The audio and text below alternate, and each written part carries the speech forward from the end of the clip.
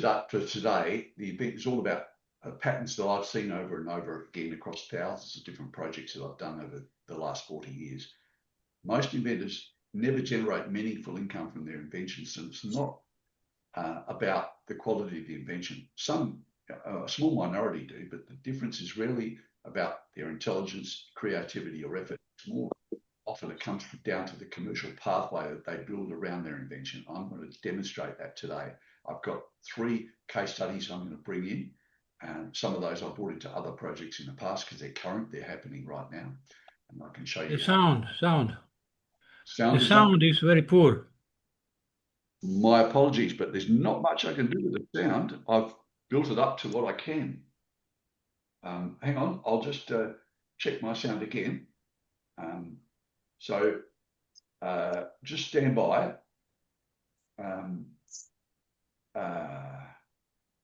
Yeah, it should be. I've got the. How's that? Is that any better? A little bit. Okay. Well, there's not much else I can do, unfortunately. So I'll record this. You'll be able to crank up the volume when you go back through it if you like.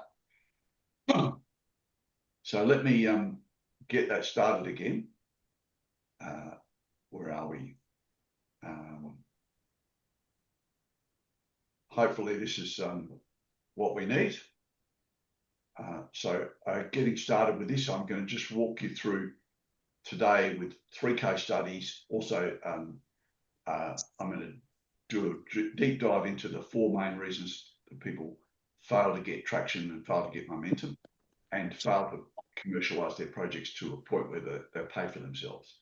So, and that's 95% of cases in most cases. So let's go through that. I want to start with a very simple question. How many of you have spent months and years working on your invention and possibly got nowhere with it? You might be trying to improve it, refine it, perfecting it. The most inventors I work with are not short on effort. They put in a lot of time, energy, stress, money, belief. The issue is not that they haven't done anything. It's just that most of the effort has gone into invention refinement rather than into building a commercial model. And another party can say, what you want is to build a commercial model that other parties will say yes to. And if they don't get to do that, then you got a problem. So can you give me an indication on your on the chat box there, if you have access to it, how many years or months have you been working on your projects? Just give me a quick indication so I can get an idea. 4 years, that's a good run. I've had 22 years, and what's more, we made that project successful. So we had to change the platform I was working on, but it worked really well after that. So usually we have people end up on my doorstep after a couple of years because they ended up with a big patent cost. They won the patent costs for converting the patents to the different countries that they've decided on, and then they're stuck. So what I want to do is to try and get people before they actually get to while they're in provisional patent, before they get to converting their patents, because then the project can pay for your patents, not you. That's an important difference. Okay, so if I keep going here, the hard truth about this business, and one of the hardest lessons to learn, is most inventors think the breakthrough happens when the invention is finally ready. And in fact, it's not from my experience. I can tell you that now. I've done this a lot of times, and it's not from all the improvements. You know, people give you feedback and say, well, could you put a left-handed handle on it instead of just a right-handed handle? And we race back into R&D and complete that because that's where we're comfortable, but it doesn't necessarily bring more sales. It doesn't launch the product. The only time this gets going is when others who are in the industry or the market see the value of the project. And that's what I want to focus you on. It's one of the hardest lessons for inventors to hear. The working in your workshop to get the project finished is important. Development is important, but most inventors don't get paid because they've been concentrating on finishing their invention, but they only get paid when the market or strategic partner can see how the opportunity works commercially. And that's really the commercial model. And I'll show you how that works today. Now, some good inventions still fail, and I want to explain to you why that is. if they fail commercially, some average inventions will succeed. And you've probably been to pitch fests where you've seen a mediocre project get funded and a great project fall over, and you wonder why. Well, the reason is the commercial model. And it's really about the invention, and a lot of people don't understand that. So the commercial architecture is what sits around the product and makes that product interface to the buyers, the people who will actually need to use it and are prepared to pay money. So I've seen a lot of brilliant inventions go nowhere, and I've seen modest inventions produce real cash flow. That doesn't mean the invention doesn't matter. Invention alone is not enough. For us, I'll just mute everyone. Sorry about that. It means the invention alone, the commercial architecture determines how the other parties can engage with you. And that's the most important thing if you're going to make money from what you've invented. So if the inventor divide really is that 95% to 5%, and most inventors never generate meaningful income. They try, but they can't. A small minority do. And the difference is usually about that intelligence associated with the commercial model. It's not creativity and it's not engineering talent. It's a commercial structure, tactical choices, and timing. And if you do all of this right, you can actually make money. Now, the reason why some really good projects don't make money is because they stay trapped in product mode. They are always refining instead of repositioning. And so they go back and work on something. If nobody's buying, then they're looking for reasons why nobody's buying. And they're rushing out to do something additional to the product to change it in some way. They chase scale before momentum. And this is important because scale is where we can put you in front of venture capital or private equity funds who can look at your project and say, okay, if I put 10 times the equity into this, I can get 100 times the output. Would you like to share that with me? And in most cases, you would. But the thing is, those people will not put that proposition to you if you already don't have cash flow and you don't have high growth and you're not in the industry they're in. So it can be a paradox. And they will always nod, smile, encourage you and tell you to come back in 3 years' time or whenever you've got cash flow. And that can kill you. So most of these 95% are pitching return on investment, and they're usually doing it from a platform of zero income.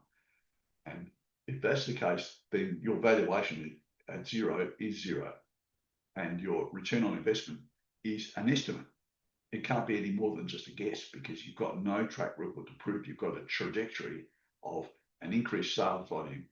And therefore, if you had, let's say, $10 this month, $30 next month, $140 the month after, and $600 the month after that, I can draw a line there and say we could probably do $1,800 in the month afterwards, and therefore it's going to grow and climb and do very well. But you can't do that from a zero earnings. Most of these people in the 95% are developed more to solve a commercial problem instead of trying to develop to solve the overall problem of getting the product to market. They're trying to look at how to solve the problem associated with the product. And I need you to switch out from that. So this isn't a criticism, it's a pattern. Most inventors try to solve that commercial problem with more product work, but business problems are not solved by more engineering alone. They need business. That's why most of the books that are written on this subject, which all come from things like Steve Jobs and all the big companies, Tesla, the likes, they don't help because those are massive breakthroughs that happened and they rarely happened individually. In fact, I can tell you that Apple did get started piece by piece and started to build up. They were looking for getting into schools and then getting into universities and then getting into distribution networks. They started quite small and they rolled it on. They became quite big. When the venture capital companies got to them, they were ready to sell because they could show that they had a trajectory that was quite attractive. So what did that 5% do differently? They built a capital before they start chasing the capital. That's important. So that if you can show how you're going to make money and why, people will want to engage with you. From there, they focus on strategic partners before they focus on investors. Investors aren't any good to you until you've got cash flow. People are looking for returns, and that's pretty much blind. You won't get returns from people if your project itself, you can't convince people of returns if you don't have a track record. So what you need to do is look for partners in the market or the industry who can partner up with you and mitigate all the risk because they're in that industry already. They frame the opportunity around the business value for that particular person that they're pitching to, and that's the most important thing. They stack the leverages. Leverages, I'll explain a little bit in our case studies. And those leverages by definition cost you nothing as the inventor, but add massive value to the prospective partner that you're pitching to. And I'll show you how that works later. They also pursue early commercial transactions, not instant scale. So they're looking for one significant cash generating transaction. When they've got that, that's your first win, that's structure. They build something commercially legible, something another party can then step into, and they start building and building and building. So you use the money from the first one to get the second one to get the third, and then you start to accumulate a little bit of cash, but also you're building your sales momentum. So why am I so certain about this? I've been doing this now for 40 odd years.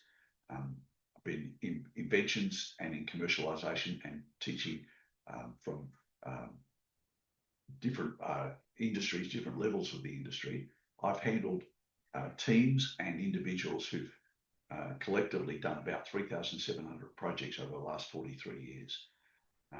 That includes inventors, corporates, universities. I've done a lot of work with universities. I've done a lot of work with corporates. They're two completely separate models from what I'm talking about today. They do not work for inventors. And the reason why is because they've got no capital restrictions that you have. So you've got to be very careful about that. Now, I've raised $100 million 3 times now. And one of them, the first one I raised was in 1986. So you can imagine what $100 million was worth in those days. So in today's money, it's quite significant. And I've also done, or added up to well over $1 billion. But again, it's not mine, it's other people's money. Some of these have been very small. One or two of them have been very large. So all of them had different pathways, all of them had different ventures. And I want to share some of that with you today. Through hard knocks, I've learned what deals get done. I've also restructured the way we raise capital using the Cornerstone Investor model, which was my invention from 2014. And I've built on that now to be able to get usually funding in 4 pitches or less. Now, these days, instead of doing it for the inventors, I just collect the inventors together in groups of cohorts of 6, and I teach them how to do it, and I work with them until they get their achievement. We have what's called a 100-day sprint, which is after they've learnt the difference and how the model works. Then they do a workshop with me. Then they do a 100-day sprint. At the end of the 100-day sprint, they should have cash flow. So it works remarkably well. Now, I'm not sharing theory here. These observations come from decades of working across real projects. I've done real negotiations, real disappointments, real wins. The patterns are now impossible for me to ignore, and I'm trying to build those patterns to share them with people who don't get to see the pattern because they might only have 2, 3, 4 projects they've ever done, and they won't actually get to see the patterns that I do. So what you should leave with today is 4 things. Firstly, I'm going to show you why most inventors never get paid. And then I'm going to show you what the market actually needs before it says yes. And then I'm going to show you what an early commercial win really looks like. And it's not the $1 million or multi-million-dollar check or a building downtown with your name on it. That's not what works. And finally, I'm going to show you what the next step should be if you want to get traction in your project. So it's very practical. This is not, I want to leave you to leave here with a bit of clarity, not just motivation or ideas, clarity. And if we can do that, you can actually apply it into your projects.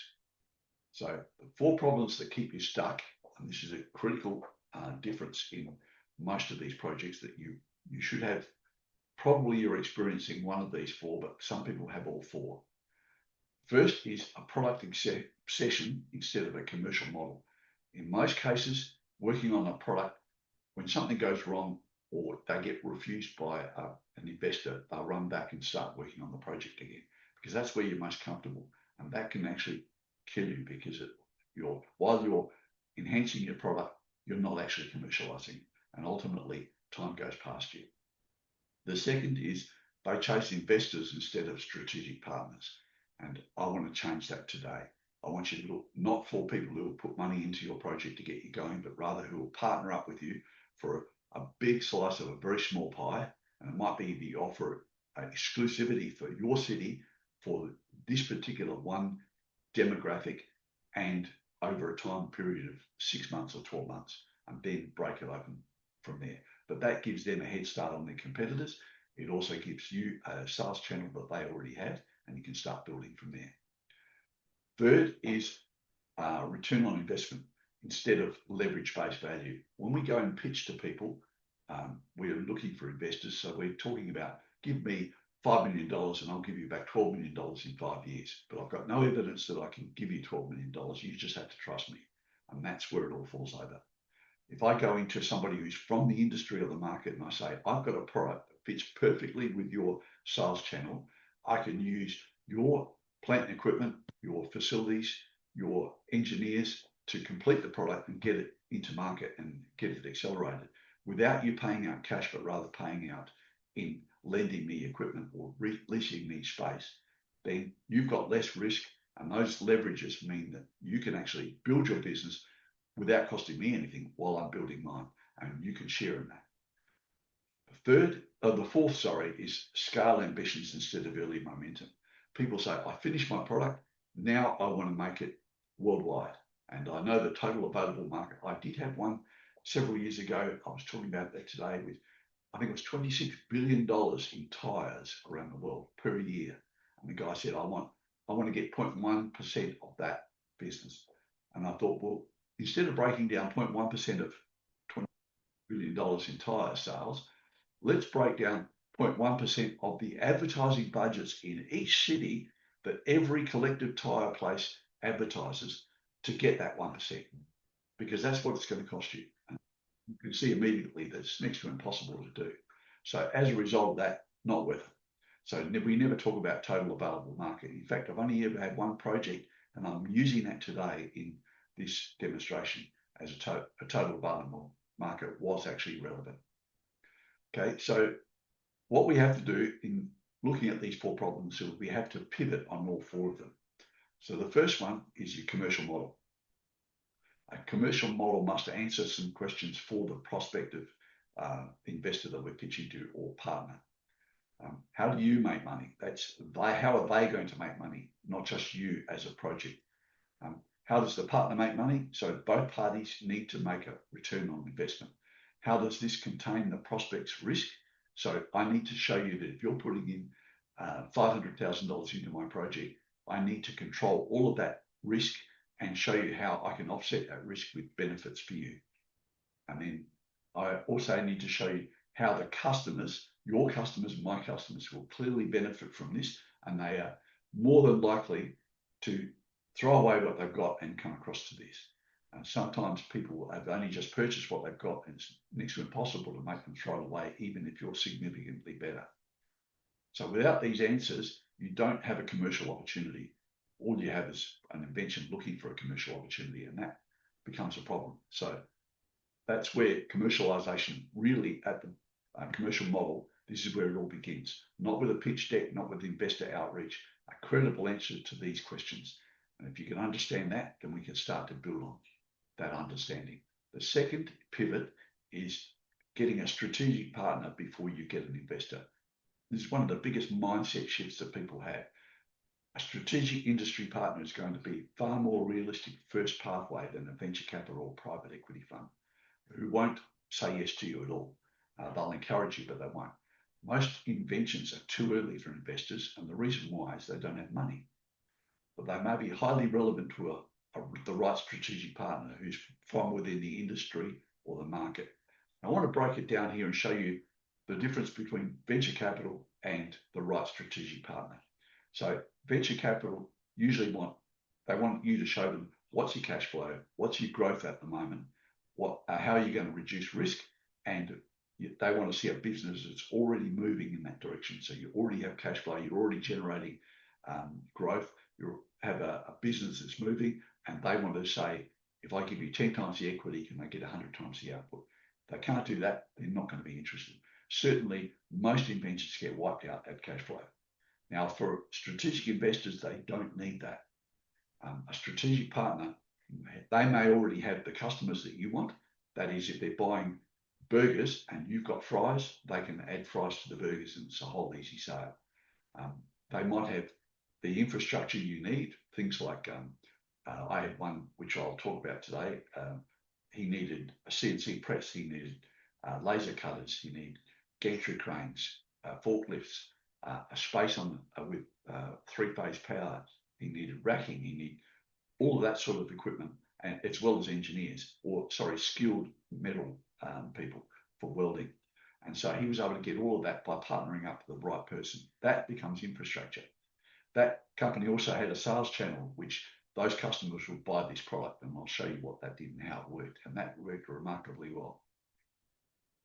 They also had the skills to get the product finished, get it approved technically, because it had to be approved to go into any industry, and they had commercial reasons to respond. They wanted to get ahead of their competitors, and this made the difference for them. So we partnered up in a big slice of a very small pie. We gave them rights to the Australian distribution, 50% of it, and we shared the market with them. But the inventor still kept the rights for overseas, and he was able to pay for all the overseas patenting and everything else because he did this deal. So this is one of the biggest mindset shifts you'll have. A strategic industry partner is going to be a far more realistic first pathway than any venture capital or private equity, because they can't buy from you if you don't have the cash flow. So the next pivot is from product to project. Now this is critical. You're not just presenting an invention anymore. You're presenting a project. Another party might want to support, they might want to fund it, distribute it, license it, or absorb it to their business. They are likely to be the perfect partner as a result of that, and we know how to qualify them. We show you how to do that. They'll ultimately offer to buy the other half of your project when you decide to opt out of it, and that's critical. So inventors talk about the product when you do your pitch, and that's what you're used to doing. But in fact, partners think about the project. They want to know how it's going to make money, how it's going to make money for them, how much risk, how you're going to mitigate that risk, and all of that. So when you're talking to people, your first thought is, how good is this? But in fact, the people you're talking to, if you're talking to a partner, prospective partner from within the industry or the market, they're asking, how does this help my business? How can I make money from this? How can you mitigate my risk? How can you increase or enhance my offer to my existing clients? If you can answer that, you've got a partner, and that's the way we do it. So the fourth area of pivot is momentum before scale. Now, I can tell you that most inventors think that the first goal is scale. I've finished my product, now I want to get $1 million sale or $1 million investment so I can make a $50 million sale. It rarely happens. There's way too much risk for that first bite. So what we have to do is go from macro down to micro and take little bites and build up your portfolio. So the first goal is not to scale. It's the first goal is one meaningful, commercial, significant cash generating transaction. And if you can do that, that creates credibility for you, cash flow for you, and momentum. And all you're using is that first cash flow to make a second one happen and then build it from there. Scale comes later.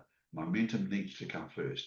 And momentum will change the economics, it will change the psychology, and the risk profile of the entire project changes completely, and you control it. Now, what happens is, because you're giving away a big slice of a little pie, you'll end up controlling the rest of the pie. You own it. So ultimately, you walk away from that deal with far more in your pocket because you've controlled the industry. You didn't have to give away because you didn't ask for $10 million. You only asked for 500,000. It's a big difference. Now, some inventors hear the wrong advice and they hear it too early. They get told, this is what you need to do. Build your product, protect it everywhere you can. That's go out and get your patents. And that provisional patent can cost you $5,000, but a patent conversion can cost upwards of $100,000. So you need to make sure that you understand when the next bill hits that you're ready for it. They also get told, raise yourself millions of dollars and then we'll build a company around it. We'll scale this globally so you can do something with it. All that sounds super exciting, But for most inventors, it's the wrong sequence completely. This is a fantasy path many investors are sold early, usually from their patent attorneys, from their solicitors, sometimes even accountants. Sounds exciting, but it's often commercially unrealistic at an early stage, because if you don't have any track record, you don't have any reason why people should trust you. Investors want profits, and they assess cash flows to know what the risk of those profits are. And how can you justify your projections if you have no profits or you have no sales or very little sales? And I can tell you, sometimes it's worse to have a $50,000 sale over the last 12 months than it is to have no sale at all, because you now have a valuation on your entire project. $50,000 means your project's worth 2.5, maybe 3 times turnover. That puts your project at what profit? 150 of valuation of maybe 300,000, maybe less. It doesn't add up. So we try and keep that to taking little bites in and building up your relationships with several before you then go and get your macro. So the early stage reality is a change. So you probably have no revenue or pre-sales before you get started. You probably have no customers. You probably have no distribution channel existing at the moment. And therefore, when you make any pitch to someone, you're going to have to say, well, you're going to have to wait 5 years. They don't want to do that. So who pays for the patents? You pay for the patents. You pay for all the protection. You pay for everything, including you need plant, equipment, and expertise. And the way I do it is I partner you with someone who has that plant, has the equipment, has the expertise that they can lease to you.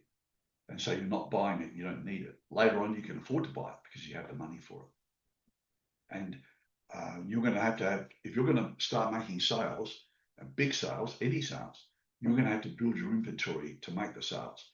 And that cost is upfront money that you're going to have to pay for if you don't have a partner.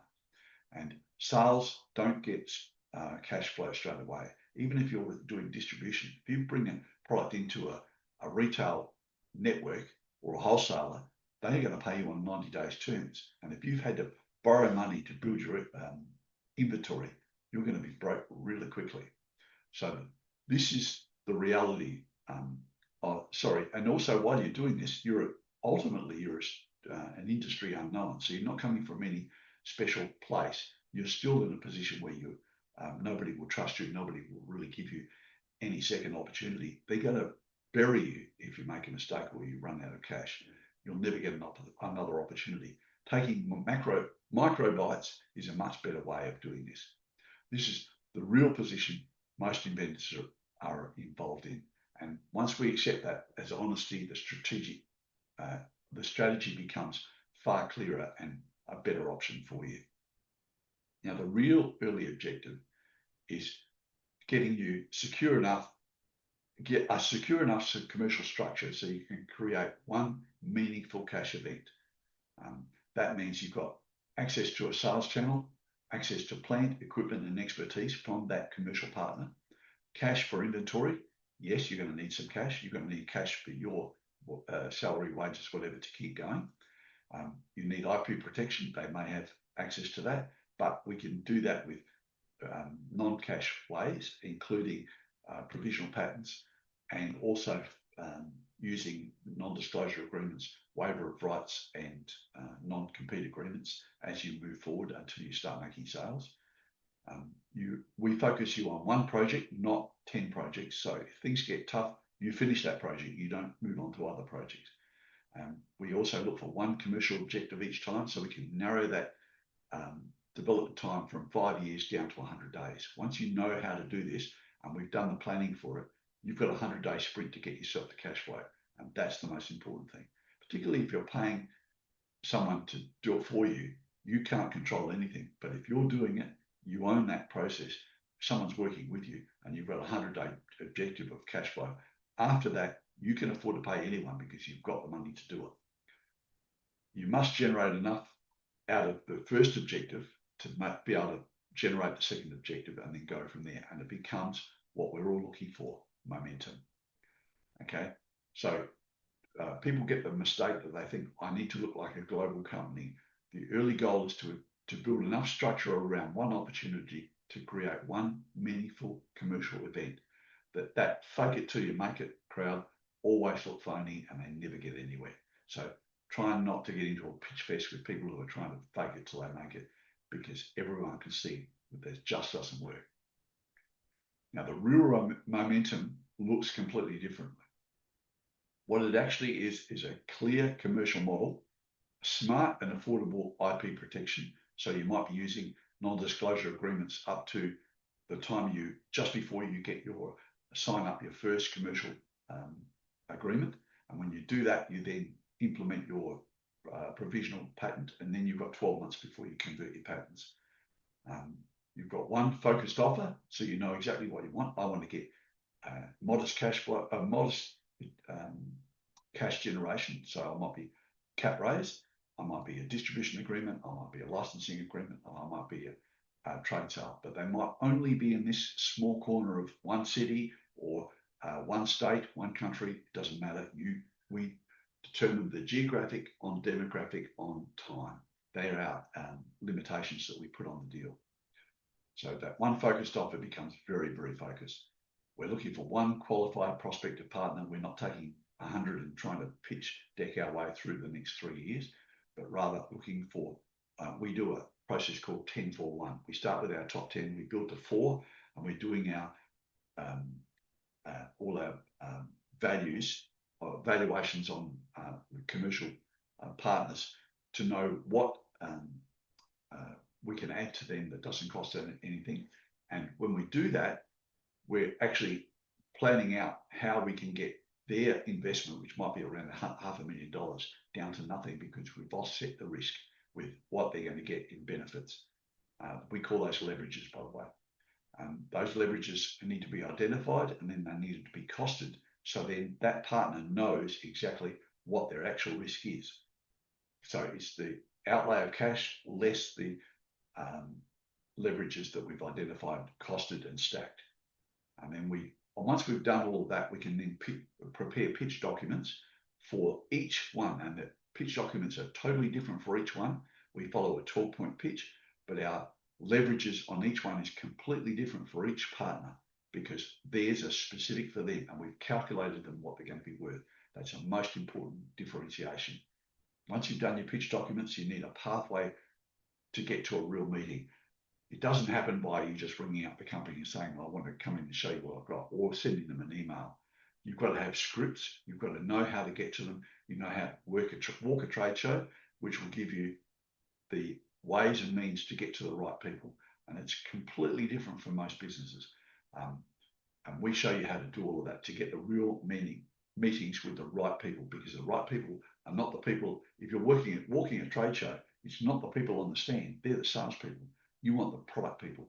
And the only shows they attend are the shows for national or global shows, which have all of the new product deliveries for their competitors. So they bring their engineering people along to see what their competitors are delivering. And those are the people you need to get to. And we need to make those appointments up to 6 weeks before you get to that show. We show you how to do that.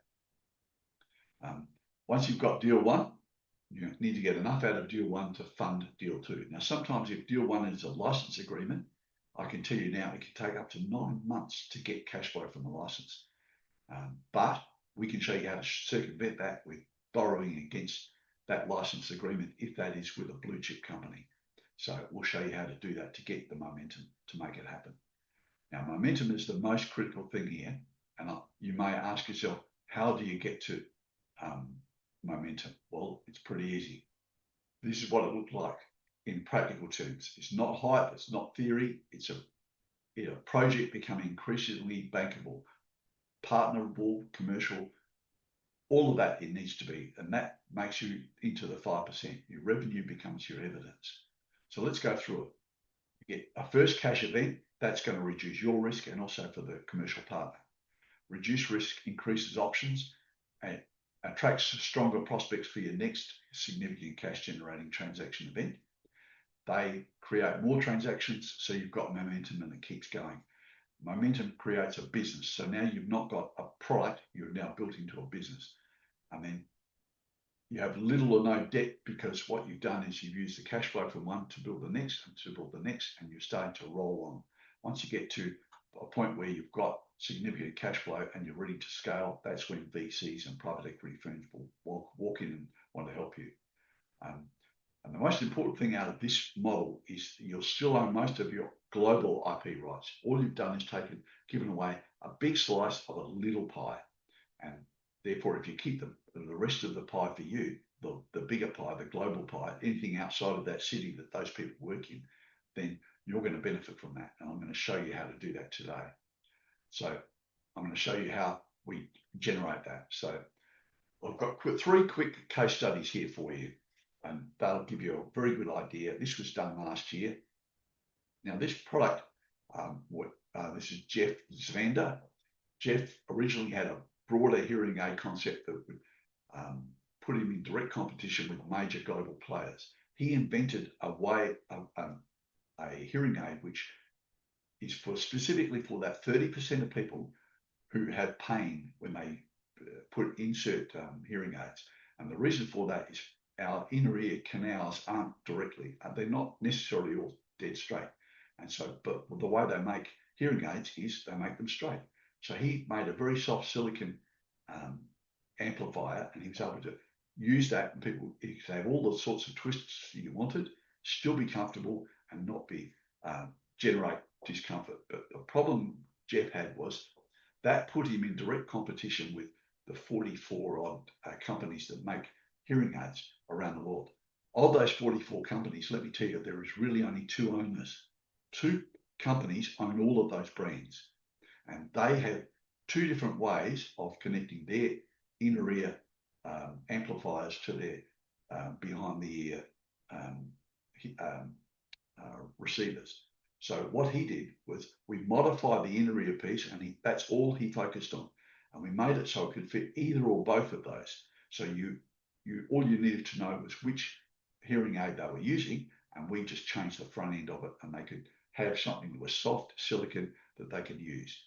Now, the real innovation was the soffit inner ear speaker, of course. Once the offer was reframed as a retrofit solution for users who found existing devices too uncomfortable, the opportunity changed dramatically.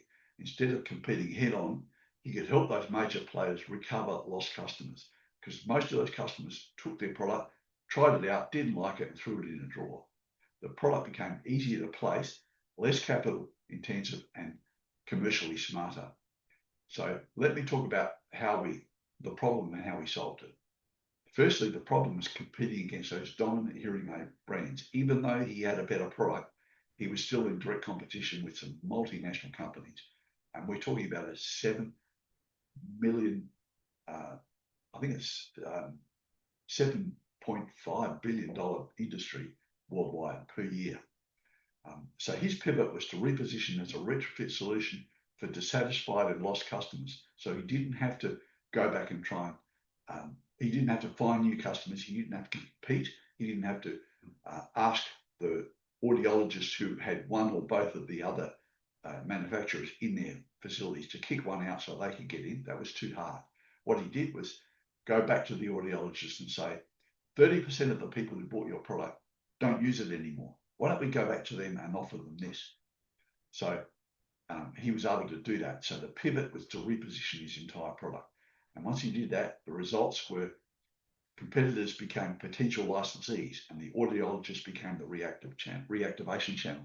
Now, let me tell you how that works, because I talked earlier about total available market, the tire guy with 26 billion, never going to happen. But this was a little bit different, because Jeff knew that as an audiologist, he knew that he had a file of those 30% of people who didn't use them. So all he had to do was to blast out an email to those and say, hey, you've got a problem with your hearing aid. I understand it's uncomfortable to wear. I'm going to give you an offer for 30 days. Try using this insert device, click it into the existing hearing aid, try it for 30 days. If you don't like it, send it back. But if you do like it, you can get use out of your hearing aid.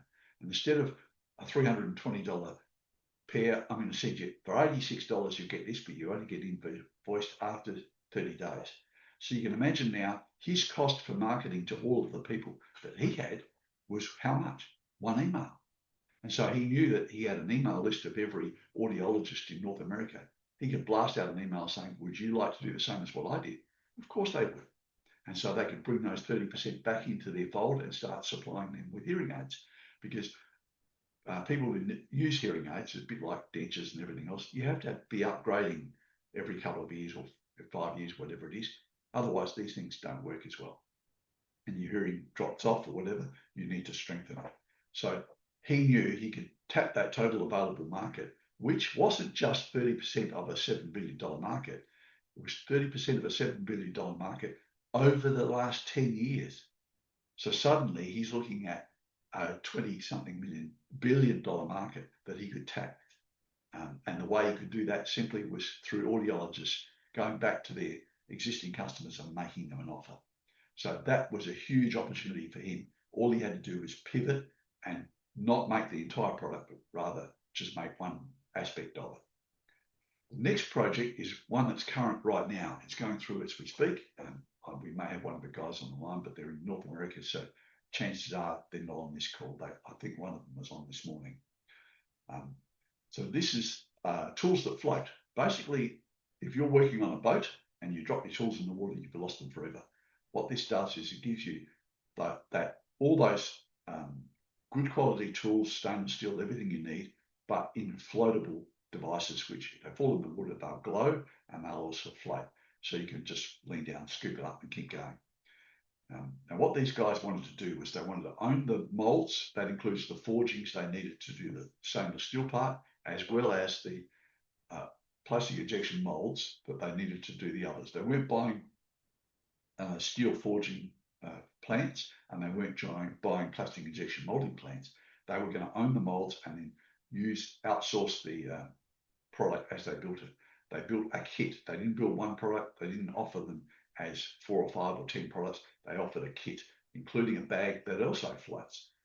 And so what they did, in order to own all of the molds, we decided the best way to do it was with one sale. So the problem was they needed tooling and they needed sales traction to cover that. So their pivot was they structured one major order to a sponsor using limited exclusivity. I can talk a little bit about this. They did a 1,000-unit deal to one player in the industry, and it was $1,000 a pop. So they're selling those for $1,500. They don't care. What those guys did was got an order up front for basically $1 million. Half money up front, half of it on delivery, and that paid for all their tooling. So they didn't have to borrow or go and get investors to pay for the tooling.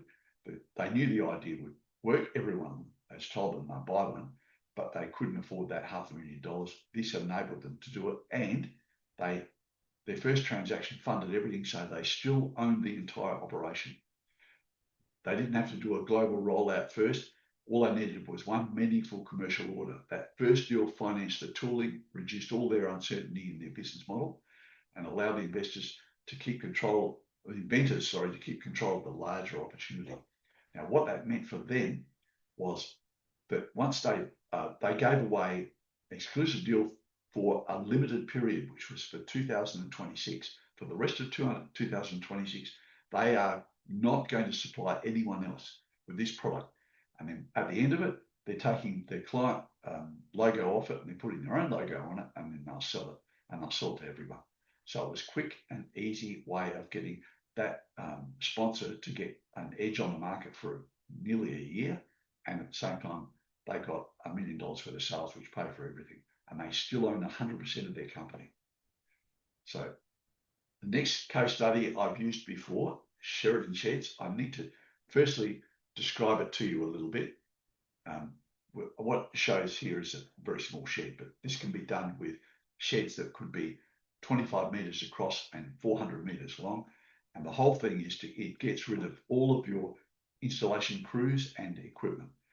One man can put the entire shed up. And the way they do that is they put the posts in, and you might have 400 posts or 300 posts, all in 2 lines or wider, or whatever it is, all down. And then once they do that, they pop these sleeves over the top of the post that come down to the ground. And those, when they sit on the ground, they have a plate on them where they put the the hips across those, the gantries or whatever they are, and they bolt them onto the plates, and then they build the entire roof on the ground. Once they've done that, they use pulleys at the top and a winch at the side, on the outside, and the guy, once he's built his shed on the ground, too heavy to lift. But what he does is he walks around to every one of those winches and winches it up 3 inches at a time, and it could take days to do it if it's a really big shed. But one man can put the entire thing up. There are a lot of other advantages, including they don't have to put down a concrete floor, they don't have to have complex lifting equipment and cranes and everything else in. They can, if he drops a tech screw, he can just lean down and pick it up because he's got no scaffolding. He's doing it all on the ground. Once he's raised the roof to height, their bolt holes are already there. He punches them in, puts all the bolts in, clips it all on. The flashings are all there on the roof because they come as part of the kit when it's ordered.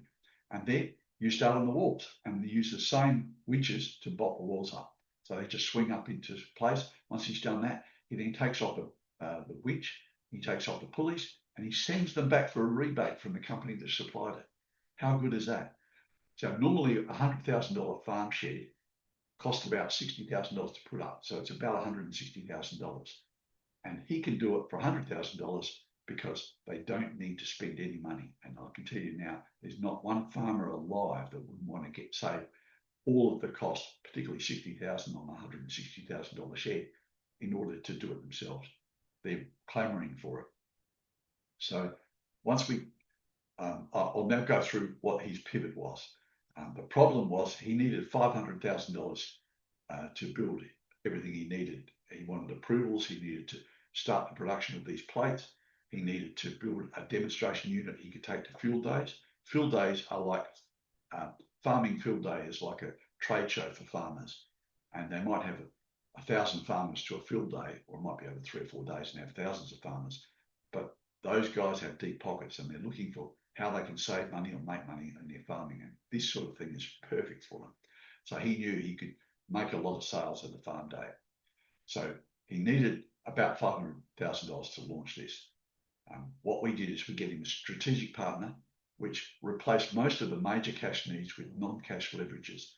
And so his cash needs fell away. And in the end, all he needed was $88,000 in salaries for him and approvals and building a test unit, a demonstration unit. And once we pitched that, we got 3 offers from 2 pitchers. That's how good it was. So we calculated the actual leverages, and that was more than $500,000. We offset the non-cash items to bring it down to $88,000. So these guys, we were pretty much asking for $88,000 against $500,000 worth of necessities. That's plant, equipment, expertise, facilities, channels. Everything we needed was accessed through the smart relationships that we did. The major project dramatically became more fundable and more attractive. The most important thing out of all of this was we were staring at an $88,000 investment. And before we did this pitch, and I did it with him because he had somebody to pitch to, which was we had 21 franchises in Australia competing against each other for sheds. And they all had hundreds of branches around in rural areas. And what he did was he went to one, and we said to them, before we come up there to do this pitch, I want you to do a calculation for me. Get someone in your sales to go back on pitches on quotes that you didn't get, and find out from those people if they didn't buy from someone else, and if they were able to save the price of installation. So let's say $100,000 shed might be, instead of $160,000, might just be $100,000, and ask the question, would you pay for that? So they came back to me when we got in there and we pitched this to them. I said, did you do a calculation on lost sales? And they said, yes, we did. We stopped counting after 6 months. We had $2.8 million. I said, $2.8 million in sales? They said, no, $2.8 million in profits if we get those sales. So you can see now how that works for them, but it doesn't work for investors. It only works for somebody in the industry or the market. That's why leveraging with a commercial partner is far more beneficial. So that lost sales recovery made this deal a no-brainer for them.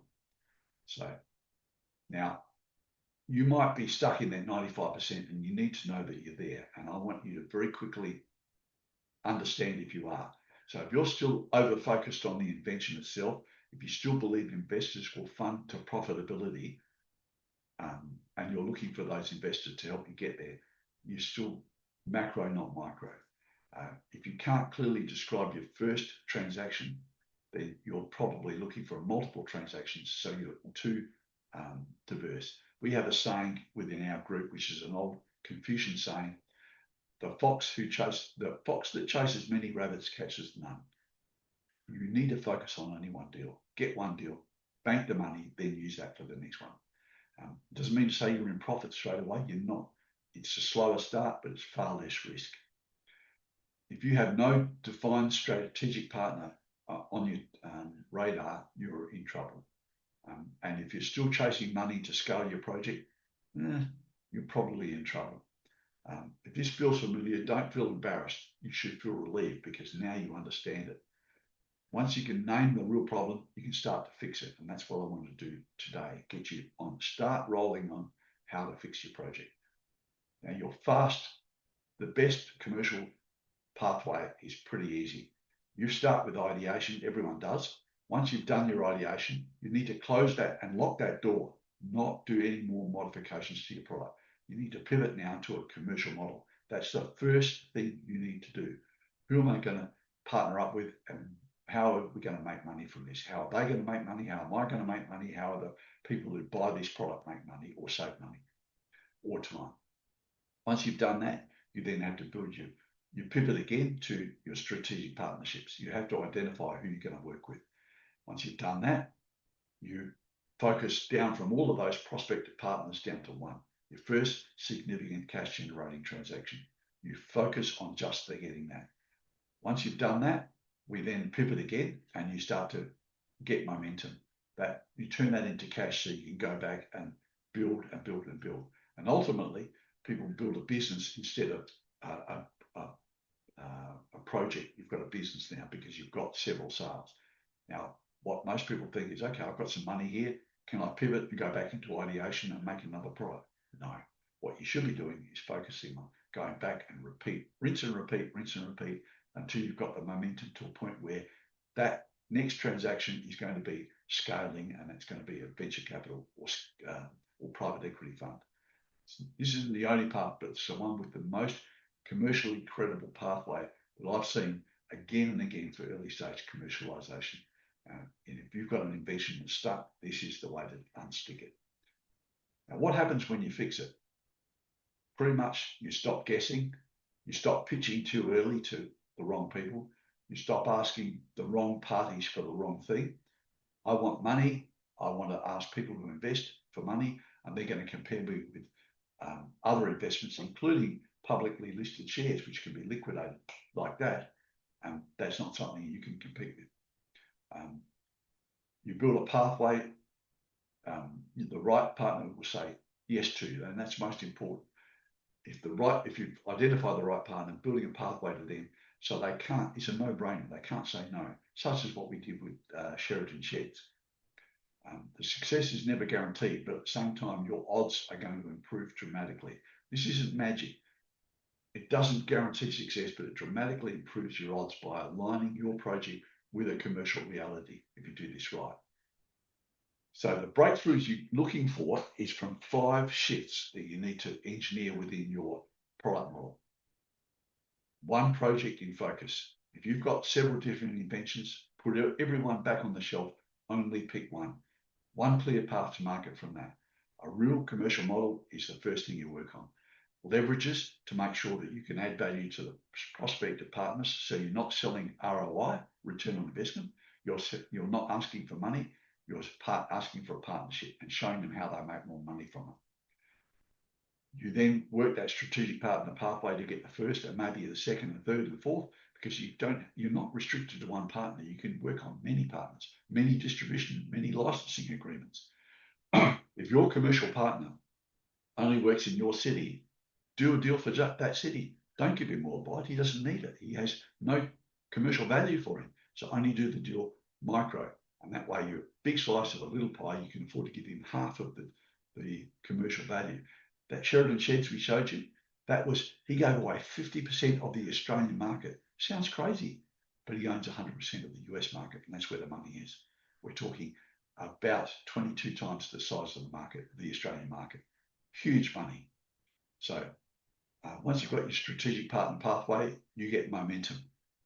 Don't try and scale your projects. Get your momentum and build up from there. You can do that. Those 5 breakthroughs, they need to happen and need to happen in sequence. It's like if you're looking for breakthroughs, these are the way it's likely to happen. So not through blind effort or pushing, because you're just going to rinse and repeat on the mistakes. Get it right, and it gets happening straight away. So the expert help can change the outcomes. I know that because I've been doing it now for 40 odd years. So I can tell you that firstly, most inventors can actually stumble forward alone. You can do this. It might take you 2 to 5 years. You don't need help. You can read books. You can watch videos, attend conferences. You can learn how other people do it. Pick everything apart and get to understand. You're ahead of most people now because you know what you need to focus on. This can take you years of spending, false starts, pitches, and lost momentum. But if you want to speed it up, you need the right help. It can get you clarity in your commercial model very quickly. It can identify the smartest first transaction that you should be aiming at. It can stack the right leverages to make that an attractive proposition for that first commercial partner. It can prepare the right documentation for you. So then when you go in your pitch, you know, we do a 12-point pitch in 30 minutes, and we generally get them in, particularly in cap raise, we can do it in 4 pitches or less. So we don't do 400 pitches and hope that we're going to get a deal. We do 4 pitches and get the deal. We target the right strategic prospects, and that's what it's all about. And then we build momentum in months, not years. That's what you're trying to do. So when I work with people, that's what we're trying to do. This is where guidance matters, not because inventors are incapable, but because time, structure, and commercial sequence matter far more than just blundering along.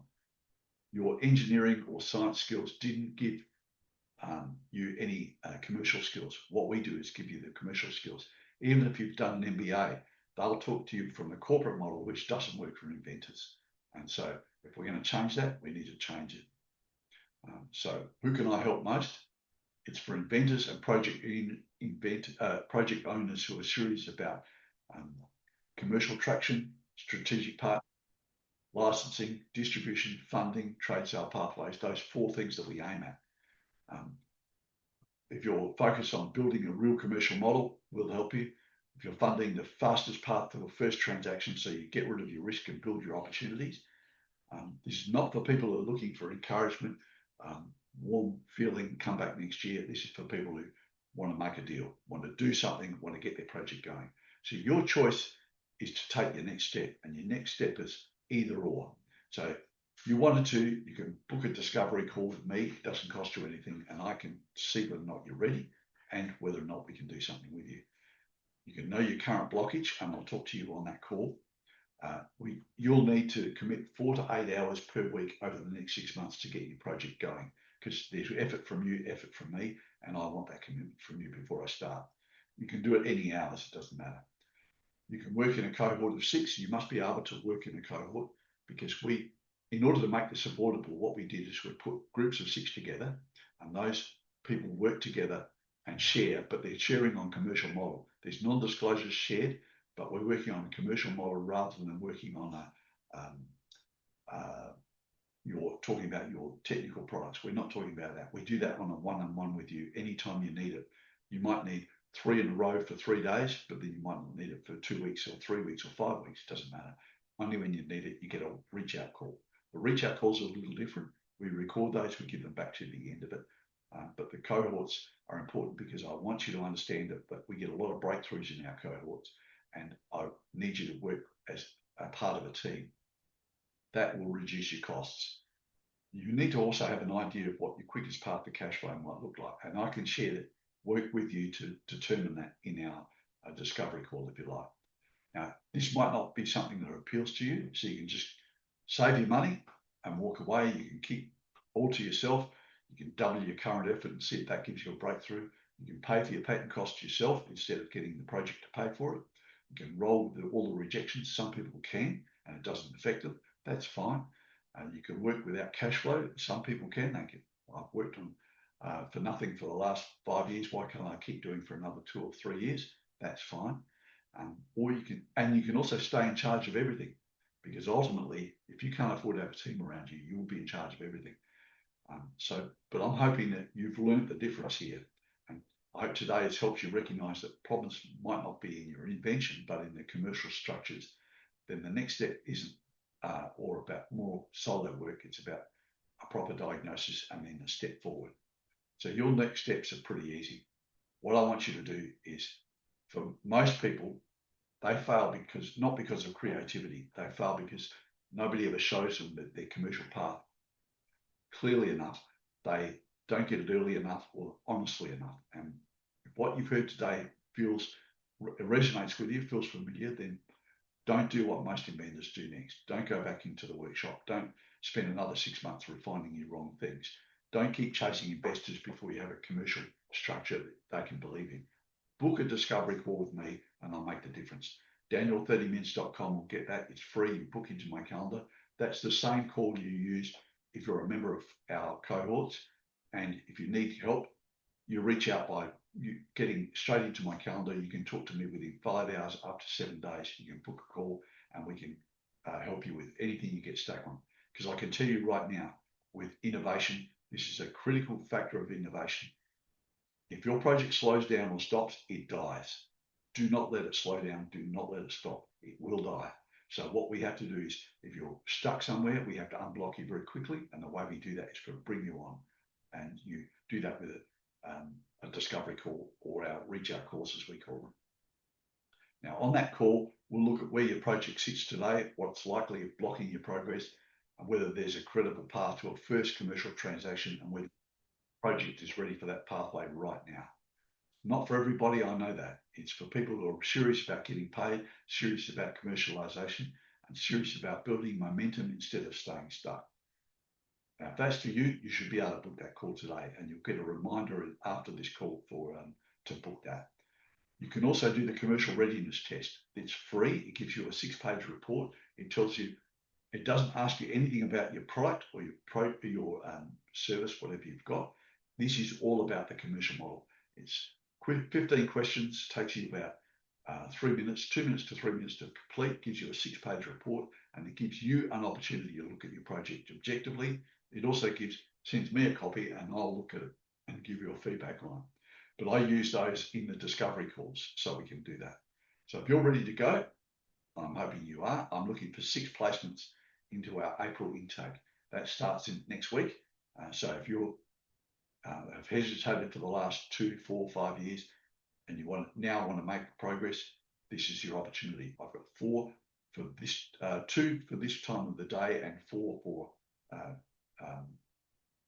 later or early in the morning for those of you are in Australia or New Zealand or Asia Pacific. The UK and EU, I've got 2 available, and I could make 3 if you needed to. So that's where we are. So I'm encouraging you now to make that discovery call, Daniel30mins.com.